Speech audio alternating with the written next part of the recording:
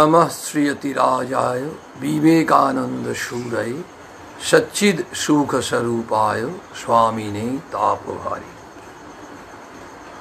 भगवान श्रीरामकृष्णदेव माँ जगज्जननी एवं जुगाचार्य स्वामी विवेकानंद के आमार भक्तिपूर्ण प्रणाम जानाई।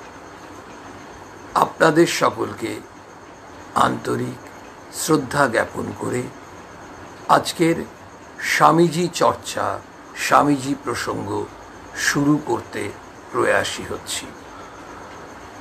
आमरा जानी जे स्वामी शिष्य संवाद এই গ্রন্থ থেকে আমরা বেশ কয়েকটা পর্ব ধরে পাঠ করছি, প্রসঙ্গ করছি এবং এক একটা এপিসোড অদ্ভুতভাবে দেখা যাচ্ছে স্বামীজির সঙ্গে তার যে শিষ্যের কথোপকথন হচ্ছে সেটা কোনো একটা আঙ্গিকে শিষ্য শরৎচন্দ্র চক্রবর্তী প্রশ্ন করে যাচ্ছেন, স্বামীজি সেই কথোপকথন চলছে, স্বামীজি সেই প্রশ্নের উত্তর দিচ্ছেন এবং এত অসাধারণভাবে তিনি ব্যাখ্যা করে দিচ্ছেন তার মনের সংশয় কেটে যাচ্ছে। কিন্তু তারপরেই হয়তো তার প্রেক্ষিতে আরও একটা প্রশ্ন মনে আসছে, সেই প্রশ্ন করতে কিন্তু দ্বিধাগ্রস্ত হচ্ছেন না শিষ্য। উপকার আমাদের সকলেরই। এখন আমরা গত পর্বে আপনারা যারা নিয়মিত শোনেন, লাইভে থাকেন বা পরে শোনেন, তারা লিঙ্ক আপ করতে পারবেন।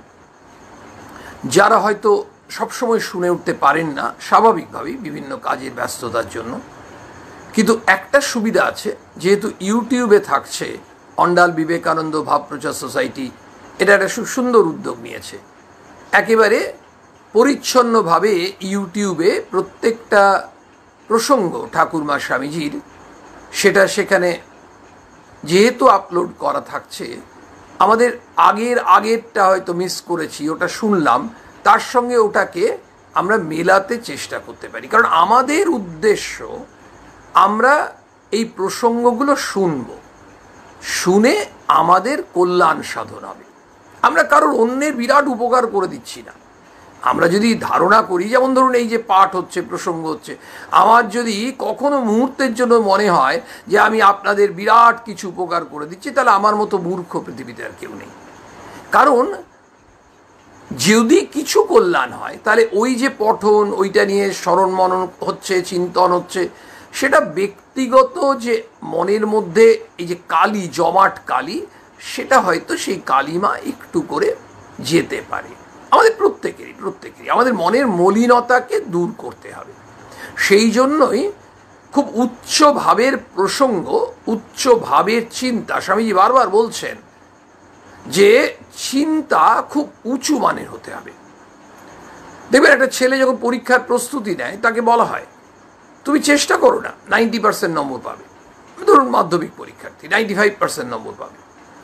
তোমার ভাবনাটা বা দৃষ্টিটা উঁচুর দিকে থাকুক, তোমাকে পেতেই হবে বলছি না, তাহলে তুমি প্রস্তুতিটা ওইভাবে নেবে। সেটা 95% ভেবে তার হয়তো 87% হতে পারে, সেটা বড় কথা নয়, 96% হয়ে যেতে পারে। কিন্তু সাধারণভাবে ছেলে মেয়েদেরকে অভিভাবকরা বলে থাকেন, শিক্ষক মহাশয়রা বলে থাকেন, কেউ বলবেন না কিন্তু যে তুমি 50% পাবে, এই ধরনের মানসিকতা নিয়ে পরীক্ষা দিতে যাও। ভাবনাটা, দৃষ্টিটা উঁচুর দিকে। তাই আমরা কতটুকু কি করতে পারবো জানি না, কিন্তু দৃষ্টিটা উঁচুর দিকে।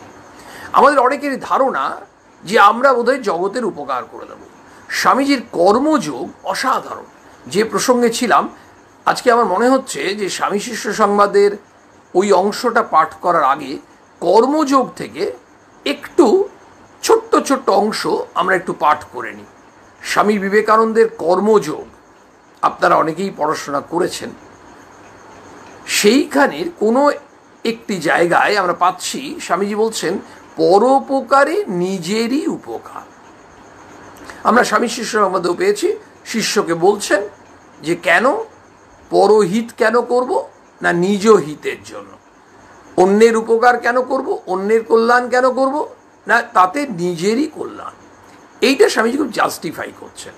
তো এই কর্মযোগে একটা জায়গায় স্বামী বিবেকানন্দ বলছেন যে আমাদের সর্বদাই জগতের উপকার করিবার চেষ্টা করা আবশ্যক। ইহাই যেন আমাদের কর্মপ্রবৃত্তির শ্রেষ্ঠ প্রেরণা হয়। কিন্তু যদি আমরা বিশেষ বিচার করিয়া দেখি, তবে দেখিব আমাদের নিকট হইতে এই জগতের কোনো সাহায্যেরই প্রয়োজন নাই। তুমি আমি আসিয়া উপকার করিব বলিয়া এই জগৎ সৃষ্ট হয় নাই। আমাদের অনেকের ধারণা আমরা পৃথিবীকে উদ্ধার করে দেব, মানে আমরা এসেছি বা আমরা আসব, তার জন্য জগৎ কিন্তু সৃষ্টি হয়নি। স্বামী পরিষ্কার বলছেন যে আমরা না থাকলেও জগৎ চলবে, দুনিয়া চলবে। আমরা অনেক সময় নিজেদেরকে অপরিহার্য মনে করি, ইনডিসপেন্সেবল। আরে আমি না থাকলে এটা হতো না। স্বামী বিবেকানন্দ সেই ভ্রান্ত ধারণাটা আমাদের দূর করতে চাইছেন।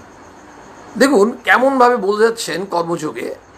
বলছেন একটা জায়গায়, বলছেন আমাদের কি করতে হবে, জগৎ নিজের সমুদয় প্রয়োজন পূরণ করতে সম্পূর্ণভাবে সমর্থ। আমরা একেবারে নিশ্চিত থাকতে পারি যে আমাদের সাহায্য ছাড়াও জগৎ বেশ চলিয়া যাইবে। উহার উপকারের জন্য আমাদেরকে মাথা ঘামাইতে হইবে না। জগৎ আপনা আপনি চলে যাবে, নিজের মতো করে এগিয়ে যাবে। তথাপি আমাদিগকে পরোপকার করিতে হইবে। তা সত্ত্বেও জগৎ আমার আপনার উপকার ছাড়া, আমার আপনার সাহায্য ছাড়া জগৎ চলে যাবে। তাহলেও আমাদের পরোপকার করতে হবে। কেন পরোপকার করব? অন্যের উপকার করব কেন? বলছে অন্যের উপকার করলে নিজের উপকার হয়। কি একটা ছোট্ট এক্সাম্পল। স্বামীজি বলছেন যে তুমি যদি একটা উঁচু জায়গা থেকে, ধরা যাক আমরা একটা ডেয়াসে দাঁড়িয়ে আছি, সেই ডেয়াস থেকে একজনকে 50 টাকার নোট ছুঁড়ে দিলাম।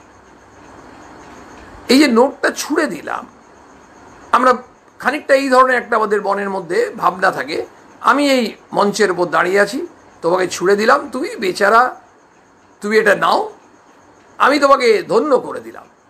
মানে অ্যাজ ইফ আমি না থাকলে ওই মানুষটা, ওই গরিব মানুষটা না খেয়ে মরে যেত। তা নয়, কিন্তু অ্যাবসলিউটলি নয়। আপনারা ওই ঘটনাটা জানেন। শ্রীমৎ স্বামী রঙ্গনাথানন্দ মহারাজ একবার যাচ্ছেন, বেলুর থেকে গোলপার্কে আসছেন। তো সেখানে ওই বিড়লা কোম্পানির, মানে বিড়লাদের পরিবারের একজন, তিনিও গাড়িতে আছেন। এবং এই ঘটনাটা আমিও শুনেছি, আপনারাও হয়তো শুনেছেন। সেখানে আরও একজন সন্ন্যাসী আছেন, তিনিও নিতে এসছেন পূজ্যপাদ মহারাজকে। তো ওই গাড়িতে যখন কোনো একটা জায়গায় সিগন্যালে গাড়িটা দাঁড়িয়েছে, এসি গাড়ি, কাজ বন্ধ। স্বাভাবিকভাবে অনেক সময় দেখবেন যেমন কলকাতার রাস্তায় কোথাও সিগন্যালে দাঁড়িয়ে যায়, গাড়িটা তো বেশ কিছুক্ষণ দাঁড়ায়। আর সেই সময় যারা ওই বাটি নিয়ে ভাত পেতে ভিক্ষে চায়, তারা ওই ভিড়ের মধ্যেই গাড়ির কাছে জানলায় নক করে, নিয়ে একটু ইন্ডিকেট করে কিছু দেওয়ার জন্য। অনেকে জানলা খোলেন, অনেকে জানলা খোলেন না। ঘটনা হচ্ছে আবার অনেকে এটাও করেন, জানলা খোলা আছে ওই ধরনের মানুষকে দেখলে জানলাটা বন্ধ করে দেন। তার বিভিন্ন কারণ থাকতে পারে, তার বিভিন্ন যুক্তি থাকতে পারে। বিষয়টা হচ্ছে মহারাজ লক্ষ্য করলেন যে ওই ভদ্রলোক, যেখানে ওই মানুষটা হয়তো ভাবছে 2 টাকা 5 টাকা পাবে, সেখানে হয়তো একটা 200 টাকার নোট বা 500 টাকার নোট, কথা বলছি, একটা বড় নোট, সেইটা দিয়েছেন।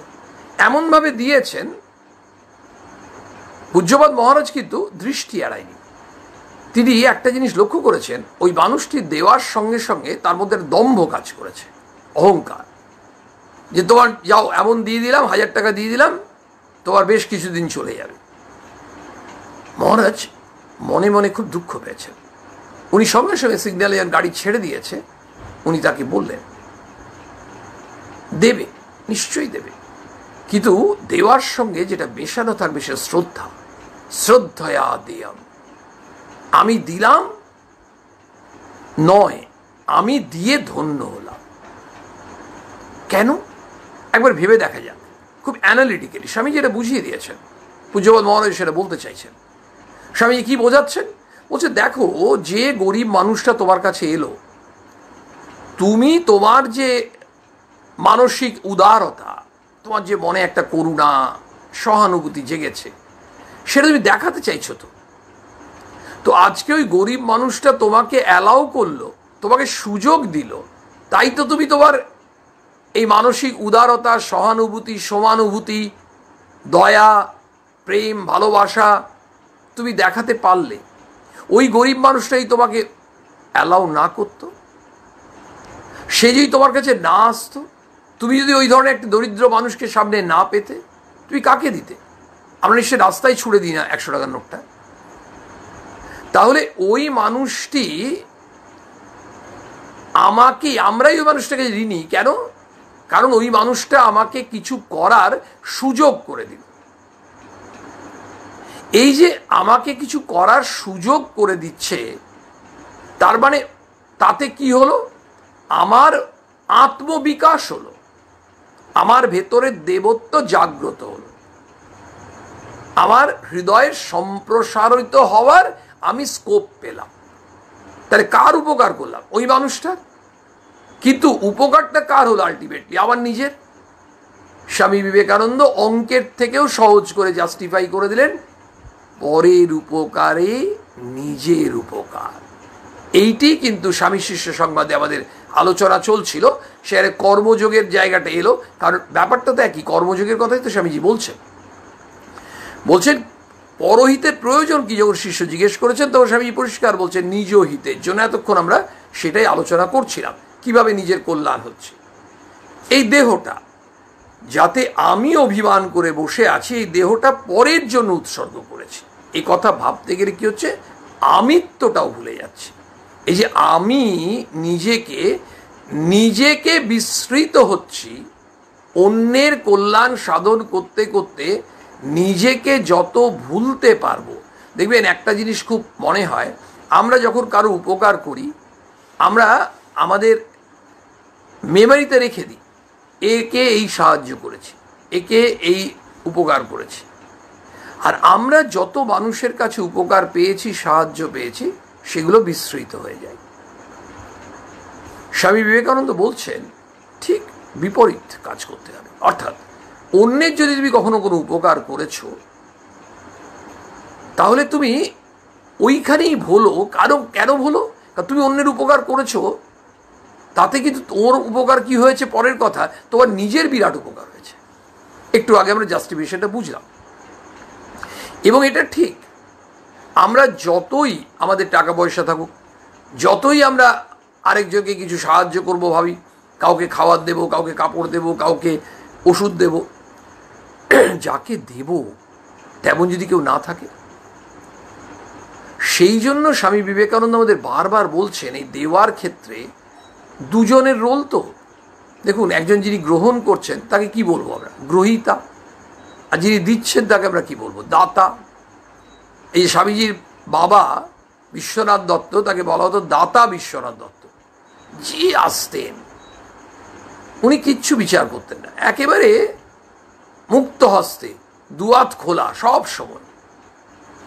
তো দাতা বিশ্বনাথ দত্তের ছেলে নরেন্দ্রনাথ দত্ত আমাদের স্বামী বিবেকানন্দ। তো যে প্রসঙ্গে ছিলাম, গ্রহীতা আর দাতা।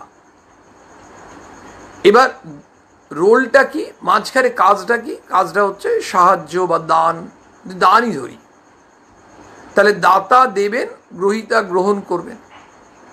স্বামী বিবেকানন্দ আমাদেরকে সচেতন করছেন, বলছে তুমি যদি দাতার ভূমিকায় থাকতে চাও, এবং যদি তুমি সেটা সুযোগ পাও, থাকতে চাইলে হবে না, ভগবান যদি তোমাকে সুযোগ দেন, কারণ তার ইচ্ছা তিনি কাকে সুযোগ দেবেন।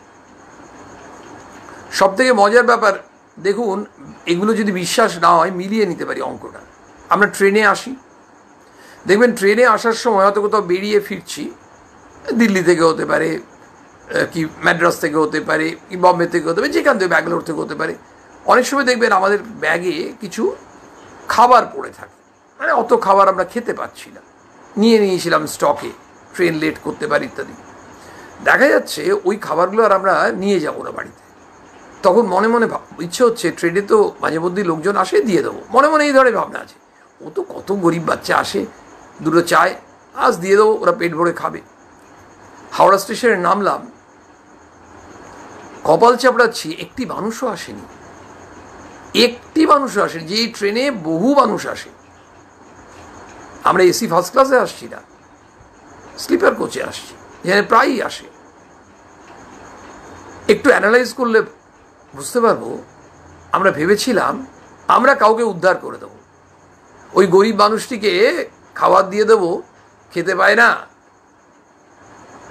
আসলে ওইখানেই ভুলটা হয়েছিল। সব থেকে বড় কথা, ওইখানেই স্বামীজি বলছেন দাতাকে খুব সচেতন থাকতে হবে, এটা বিনম্রভাবে প্রার্থনা করতে হবে, ভগবান আমাকে সুযোগ দাও। দেখা যাবে সুযোগ ভগবান দিচ্ছেন। এবং গ্রহীতা যখন আসবে, গ্রহীতাকে দাতা খুব সম্মানের সঙ্গে দেবে, শ্রদ্ধা ভরে দেবে। আর গ্রহীতা কি বলছে, তুমি তো ঈশ্বরের উপাসনা করছো, তুমি এই ঈশ্বরের উপাসনা করার বিভিন্ন উপায়, স্বামীজি বলছেন এটা হচ্ছে শ্রেষ্ঠ পূজা। যে আমরা যেভাবে এই পুজোর কথা শেখাচ্ছেন, সব উপায় আছে। ব্রত করেন মায়েরা, বলছে সেটাও একটা উপায়।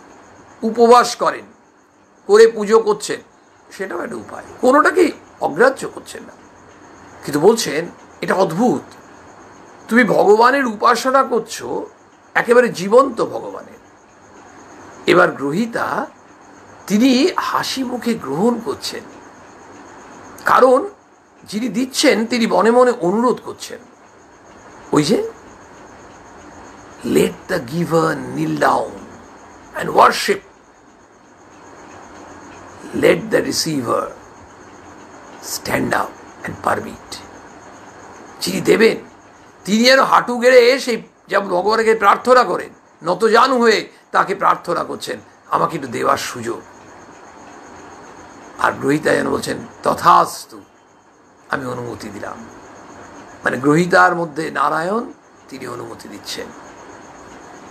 এইটা হচ্ছে তার অনুমতি পেয়ে তাকে দেওয়ার সুযোগ পাওয়ার মাধ্যমে নিজের কল্যাণ। এই নিজের কল্যাণ হওয়াতে কি হচ্ছে, বলছে কর্মে, এমনি কর্মে যখন ক্রমে চিত্তশুদ্ধি হয়ে আসবে, তখন তোরই আত্মা সর্বজীবে সর্বঘটে বিরাজমান, এ তত্ত্ব দেখতে পাবি। মানে কি বলছেন, যে যখন এই কাজ করতে করতে তোর চিত্তের মলিনতা চলে যাবে, আমাদের হৃদয় তো মলিনতা, সেই মলিনতা চলে যাবে, চিত্ত শুদ্ধ হবে এই নিঃস্বার্থ কর্মের মাধ্যমে, এই সেবার মাধ্যমে। এই হচ্ছে কর্মযোগের ফিলসফি। বলছেন করতে করতে দেখতে পাবি, কি দেখতে পাবি, তোরই আত্মা সর্বজীবে সর্বঘটে বিরাজমান। কি করে হচ্ছে এটা,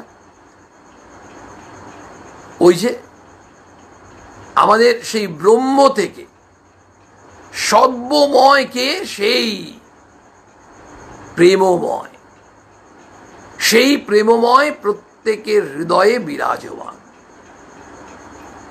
বলছেন যে দেখবি তোরই আত্মা যেন সবার মধ্যে আছে, ওই একই ঈশ্বর সবার মধ্যে বিরাজ করছে।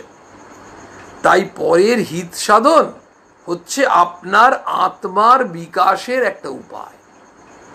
এই আত্মা যেন উন্মোচিত হচ্ছে, বিকশিত হচ্ছে, সেটা কিভাবে হচ্ছে, অন্যের কল্যাণ করে। এটা একটা পথ, এইটা একটা রাস্তা। তার মানে অন্য কোনো রাস্তা নেই তা নয়। ঠাকুরের কাছে আমরা কি শুনছি, জ্ঞান যোগ, ভক্তি যোগ, এই বিভিন্ন যোগের কথা বলে ঠাকুর আবার বলছেন দেখো সাধারণের পক্ষে ভক্তি যোগটাই সহজ। স্বামীজি কি বললেন, ব্রহ্ম হতে কীট পরমাণু সর্বভূতে সেই প্রেমময়, মন প্রাণ শরীর অর্পণ করো সখে, এ সবার পায়। বহু রূপে সম্মুখে তোমার, ছাড়ি কোথা খুঁজিছ ঈশ্বর, জীবে প্রেম করে যেই জন, সেই জন সেবিছে ঈশ্বর। যে মানুষটা মানুষকে ভালোবাসতে পারে, মানুষই ভগবান, এবং বিভিন্ন ফর্মে আমার আপনার সামনে ভগবান ঘুরে বেড়াচ্ছেন, মানে অচল নন, সচল কথা বলছেন, অবাক নন, সবাক সচল। মন্দিরের সিঁড়ির নিচে যিনি বসে থাকেন আর মন্দিরের ভেতরে যিনি বিগ্রহ বসে থাকেন, মন্দিরের বিগ্রহকে আমরা প্রণাম করি, মাথা ঠুকি, যা ইচ্ছা করি, নিরম্ব উপোস থাকি, কিন্তু মন্দিরের বিগ্রহ আমার আপনার সঙ্গে কথা বলেন কি? তিনি কি বেদি থেকে নেমে চলে আসেন? কিন্তু সিঁড়ি থেকে নেমে আসার পর, মাগো সকাল থেকে কিছু খাইনি, হঠাৎ একটা গোঙানির আওয়াজ, দেখা যাচ্ছে একজন বুড়ো লোক, কঙ্কালসার চেহারা, ওই সিঁড়ির তলায় পাশে কোথাও শুয়ে আছে আর অমনিভাবে কাতরাচ্ছে, মা গো, বাবু গো। কাউকে বলছে না, সবাইকে বলছেন। তার মধ্যেই কেউ একজন হঠাৎ ভাবলেন, মারে আমি তো সবাক ভগবানকে পেয়ে গেলাম, আমার সঙ্গে কথা বলছেন।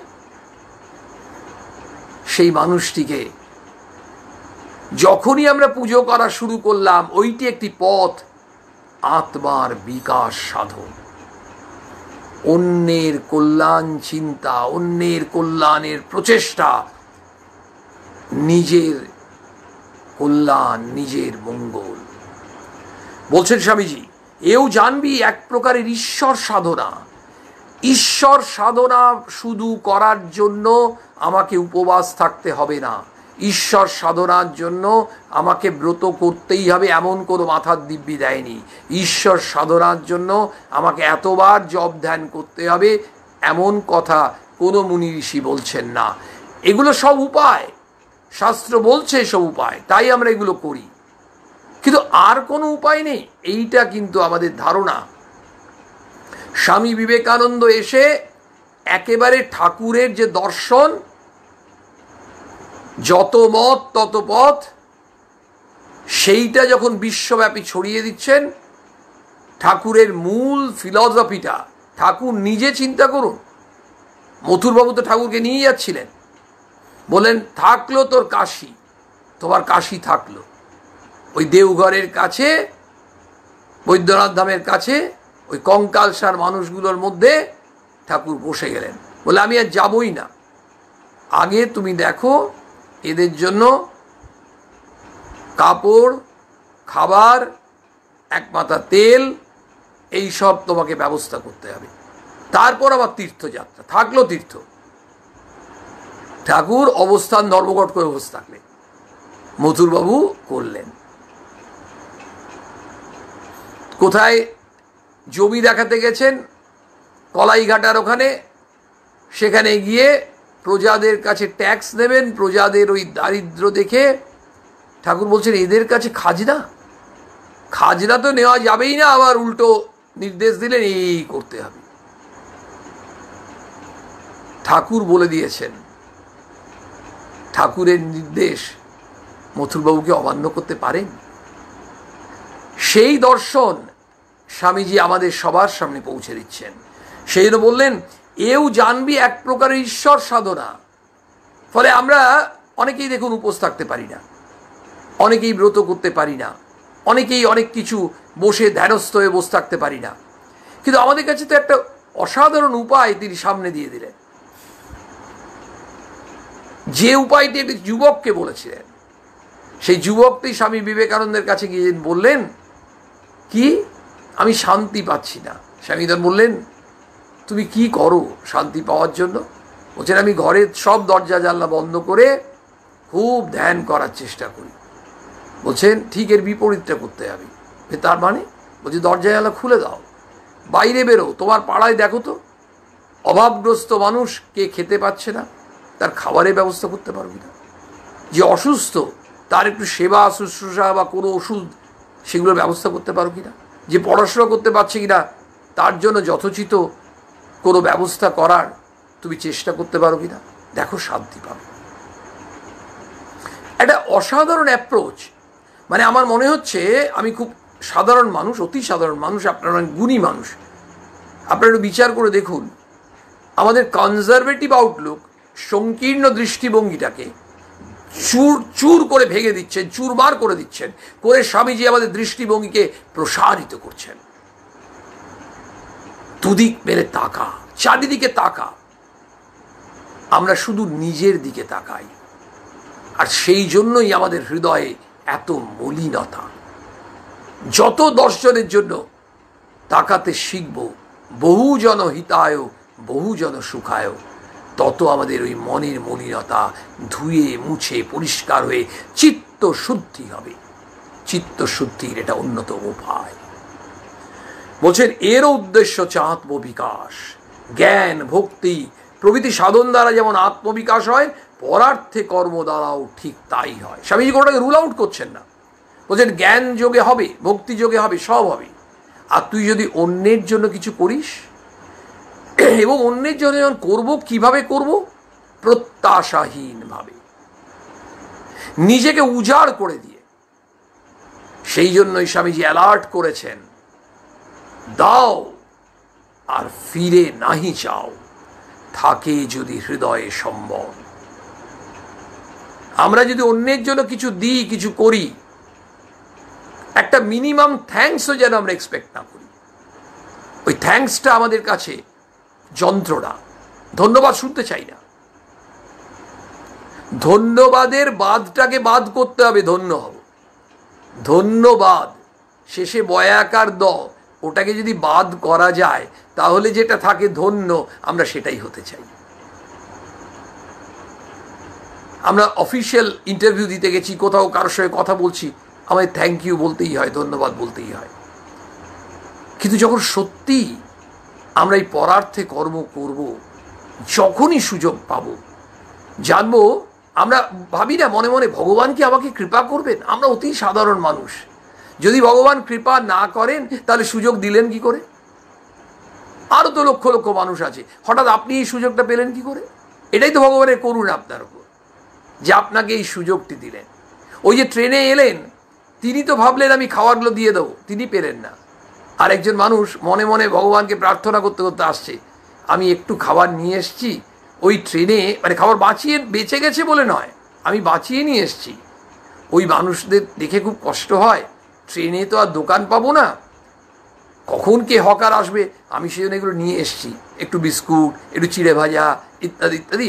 আমরা যেমন খাই, ওই ছেলেমেয়েগুলো যারা একটু ঝাঁট দিতে আসে বা একটু আসে, হয়তো কিছু দাও, একেবারে সেই রুক্ষ চুল, খেতে পায়নি, ওই ধরনের বাচ্চা ছেলেমেয়েগুলো অনেকে আসে, ওদেরকে একটু দিতে পারলে প্রভু খুব আনন্দ হয়। প্রভু আজকে তোমাকে প্রার্থনায় সুযোগ আমি ট্রেনে পাই। দেখা গেল সেই মানুষটি একবার নয় একাধিকবার সুযোগ পেলেন, তিনিও হাওড়ায় নামলেন। দুজনের মধ্যে তফাৎ ওইটাই, একজনের মনের মধ্যে ছিল আত্মম্ভরিতা, অহংকার, আমি জগৎকে উদ্ধার করে দেব। আরেকজনের মনে ছিল আমি ওইটুকু পেয়ে নিজে কৃতকৃতার্থ হব, ধন্য হব, প্রভু আমাকে করুণা করো, এটাই জানবো তোমার করুণা। বলছেন, দেখুন ঠাকুর বলছেন না যে মনুষ্য জীবনের উদ্দেশ্য ভগবান লাভ, তার কি উপায় কথামৃতে আমরা বারবার পাচ্ছি।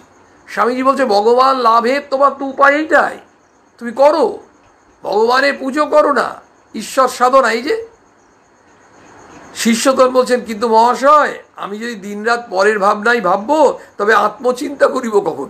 শিষ্য কিন্তু নাচড় বান্দা, একেবারে মনে হচ্ছে আমাদের মতো লোকদের মতো কথা বলছে। আমরা হলে তাই বলতাম, সবসময় যদি অন্যের চিন্তা করি তো নিজের চিন্তাটা করবো কখন? আর নিজেরও তো পেট আছে, নিজের ঘর সংসার আছে। মানে একেবারে খুব পার্টিনেন্ট কোয়েশ্চেনগুলো করছে, এবং ভালো হচ্ছে, এতে আমাদের ভালো হচ্ছে। একটা বিশেষ ভাব নিয়ে পড়ে থাকলে অভাবরূপী আত্মার কিরূপে সাক্ষাৎকার হইবে?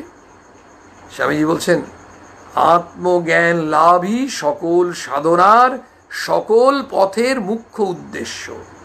তুই যদি সেবাপর হয়ে ওই কর্মফলে, সেবাপরায়ণ হলো হয়ে ওই কর্মফলে চিত্তশুদ্ধি লাভ করে সর্বজীবে আত্মবোধ দর্শন করতে পারি, সবার মধ্যে নিজেকে দেখছিস, তো আত্মদর্শনের বাকি কি রইল?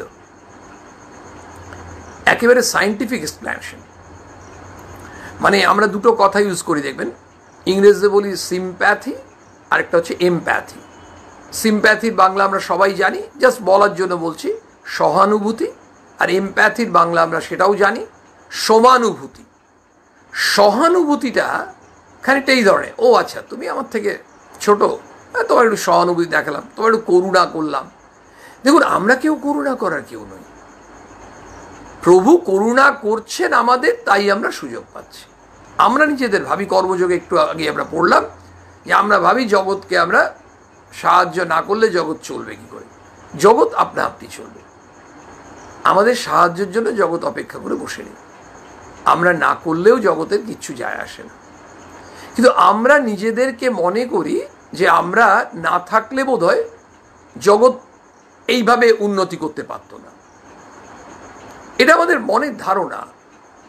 একটা কারখানার একজন ম্যানেজার ভাবছেন আমি যদি প্রোডাকশন ম্যানেজার না হতাম তাহলে এই ধরনের প্রোডাকশন ফিগার এতটা উঠত না। এটা আমাদের ধারণা, কিন্তু ওটা কোনো জায়গা থেকে, ওটা ক্ষুদ্র আমির থেকেই ধারণাটা আসে। কারণ আমরা কেউ অপরিহার্য নই। সমাজ এগিয়ে যাচ্ছে, দেশ এগিয়ে যাচ্ছে, দুনিয়া এগিয়ে যাচ্ছে, মানুষ আস্তে আস্তে শরীর চলে যাচ্ছে। তাহলে ওই মানুষটা চলে গেল বলে ট্রেনটা থেমে যায়? নিশ্চয়ই না। গাড়ির চাকা এগোতেই থাকবে, চরই বেতি চরই বেতি, এগিয়ে যাওয়াই তো মন্ত্র। এখন ঘটনা হচ্ছে যে এই যে এগিয়ে যাচ্ছি, তখন স্বামীজি বলছেন যে দেখো, যদি তুমি এই কর্মফলে, এই যে সেবা পরায়ণে কাজ করলে তোমার চিত্তশুদ্ধি হলো, তখন তোমার এই সমানুভূতি হবে। মানে সহানুভূতি নয়, সমানুভূতি। মনে হবে আরে নিজেকেই তুমি অন্যের মধ্যে দেখছো। মায়ের কথা, কেউ পর নয় মা, জগৎ তোমার, জগৎকে আপনার করে নিতে শেখো, জগৎকে আপনার করে নিতে শেখো। তোমার ওই প্রতিবেশী তোমার, তোমার নিজে, তোমার মনে হচ্ছে তোমার যন্ত্রণা, প্রতিবেশীর যন্ত্রণা মনে হচ্ছে তোমার বুকে যন্ত্রণা। এই জায়গায় আমাদের উত্তরণের কথা ঠাকুরমা স্বামীজি পথটা দেখাচ্ছেন। আমি আপনি রাতারাতি হয়ে যাব না, ইটস নট পসিবল। এটা কোনো ম্যাজিশিয়ানের ম্যাজিক নয়, এটাই একটা সাধনা। এই সাধনা নিরন্তর করতে করতে করতে করতে আমাদের ধরুন 0.001% এলিভেশন হলো, আত্মবিকাশ হলো, সেটাই আমাদের পাওয়া। আমরা এখানে অঙ্কের হিসেব করতে যাব না।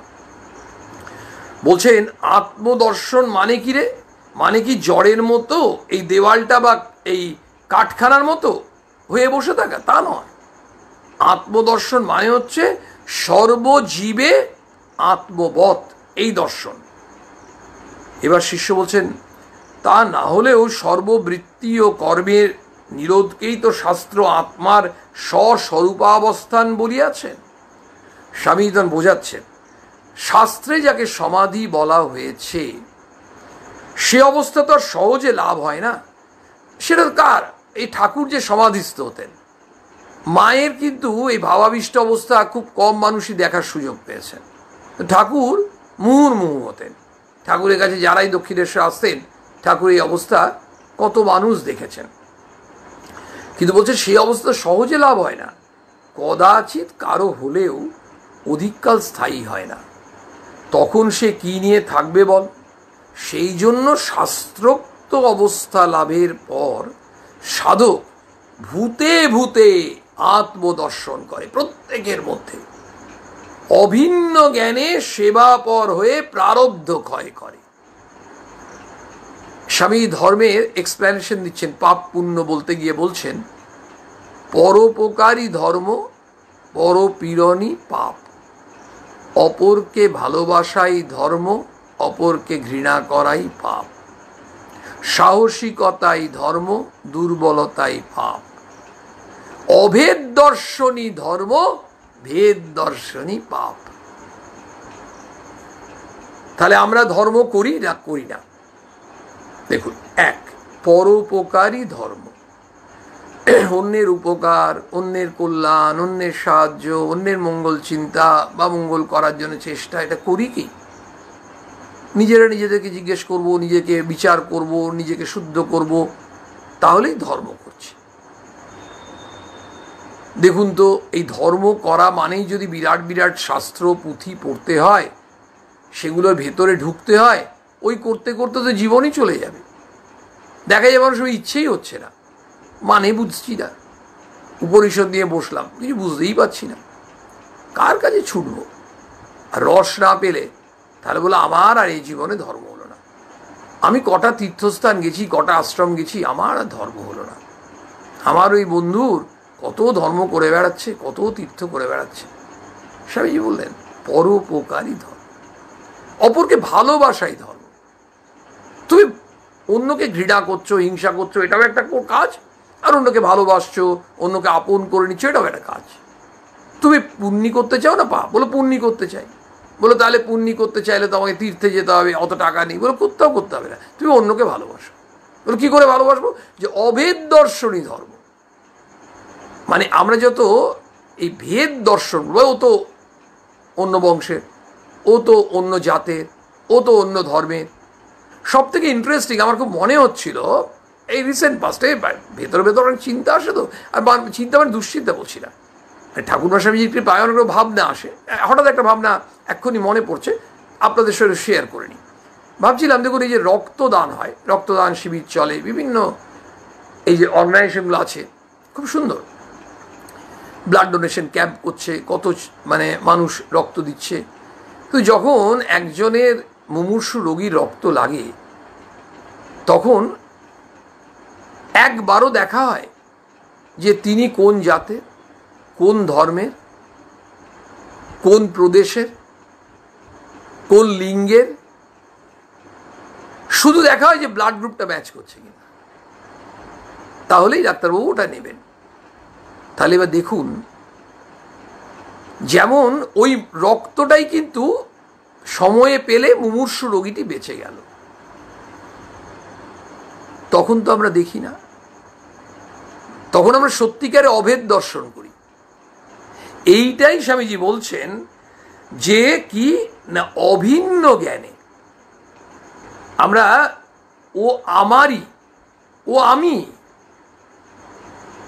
আমারই আমি, এই জ্ঞান করে যদি সেবা পরায়ণ হই, তাহলে প্রারব্ধও ক্ষয় হয়। মায়ের কথা, প্রারব্ধ তো ভুগতেই হবে, প্রারব্ধের ভোগ। কিন্তু মাও বলেছেন, তার প্রতিকার দিয়েছেন, ভগবানের নাম করো, তাহলে তোমার অনেক প্রারব্ধ কেটে যাবে। স্বামীজি বলছেন প্রারব্ধ ক্ষয় হবে।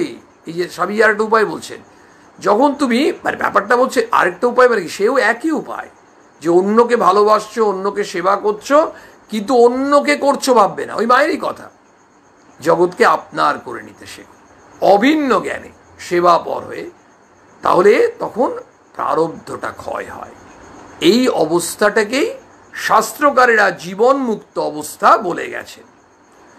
তখন শিষ্য বলছে, তবেই তো এই কথা দাঁড়াচ্ছে যে মহাশয়, জীবন মুক্তি অবস্থা লাভ না করলে ঠিক ঠিক পরার্থে কাজ করা যায় না।